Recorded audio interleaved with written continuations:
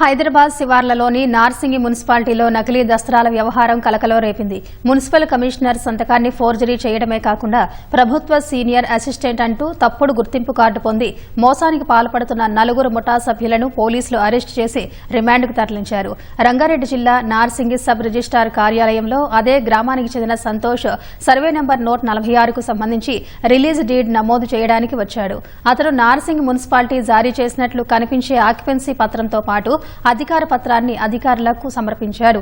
డాక్యుమెంట్లపై అనుమానం కలగడంతో జాగ్రత్తగా పరిశీలించిన అధికారులు మున్సిపల్ కమిషనర్ సంతకం ఫోర్జరీ చేసినట్లు గుర్తించారు.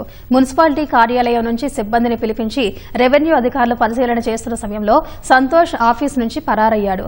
ఈ కేసులో ప్రధాన నిందితుడు గులాం మహమ్మద్ ఖాన్ గా పోలీసుల విచారణలో గుర్తించారు.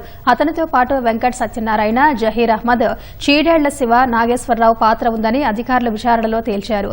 4 నిందితులను కోర్టులో హాజరుపరిచి రిమాండ్కు తరలించారు.